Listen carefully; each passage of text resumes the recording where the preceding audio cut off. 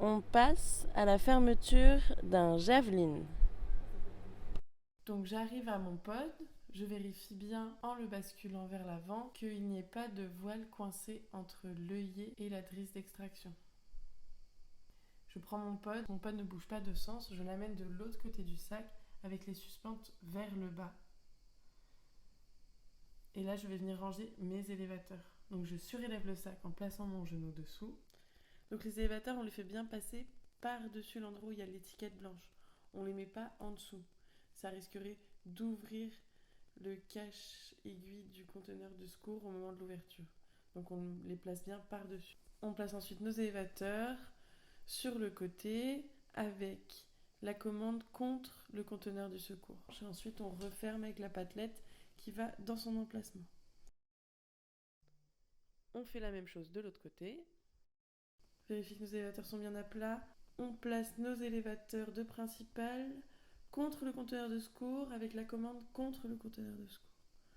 On fait bien attention à ce que l'élévateur passe par-dessus l'étiquette blanche et ensuite on referme avec la patelette qui va dans son emplacement. On passe ensuite à la fermeture du sac. C'est un loop de fond de sac. Donc on a mis notre drisse. On ouvre bien notre conteneur principal et on place notre drisse sur le côté. Après ça, on prend notre pod et on le place sur le rabat du haut pour faciliter le rangement des suspentes. Je prends ma ligne d'extraction et je la mets sur le côté pour pas qu'elle me gêne. On ouvre bien notre sac et on va venir ranger le rab de suspentes. Les suspentes font bien le tour du conteneur et on les place bien pour pas qu'il y ait d'interférence et pour pas que ça fasse un tas de spaghettis.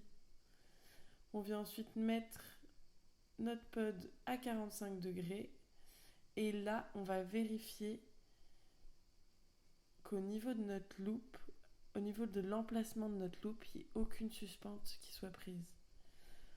On tire bien dessus pour surélever le sac et bien placer notre pod.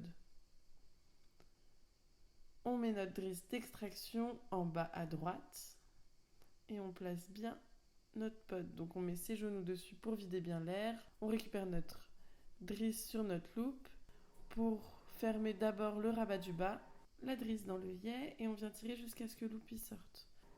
On met nos deux genoux dessus, encore une fois pour vider l'air. On utilise notre corps pour faire sortir le loop. Et je fais attention à ce que ma main ne touche pas les aiguilles de secours. On verrouille avec le genou et là on passe sur le rabat du haut. La drisse dans l'œillet et on vient tirer jusqu'à ce que l'oupi sorte. On met bien notre ligne d'extraction en bas à droite. Du coup, on passe sur le rabat de droite. Au moment de la fermeture des rabats sur les côtés, on fait attention à ce que nos suspentes ne dépassent pas.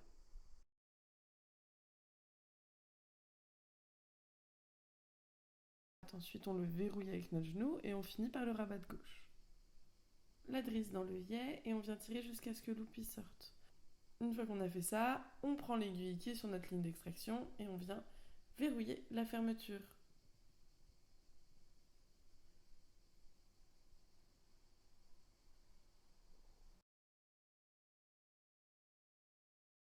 J'enlève ma drisse délicatement, donc je fais passer la drisse sous l'aiguille pour éviter de brûler le loop et j'enlève la drisse dans le sens du loop, pas en perpendiculaire, sinon ça risque vraiment d'abîmer le loop.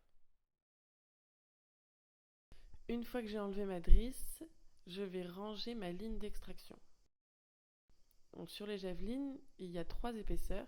Sous la dernière épaisseur, sous le dernier rabat, on va placer le cache-aiguille. Donc nous, notre ligne d'extraction, on va plutôt la ranger sous le deuxième rabat pour éviter la surépaisseur. Donc je place bien les deux sous le deuxième rabat et ensuite je suis la couture pour placer la ligne d'extraction dans sa pochette. Jusqu'à ce que je ne puisse plus parce qu'il va y avoir une couture qui m'en empêche.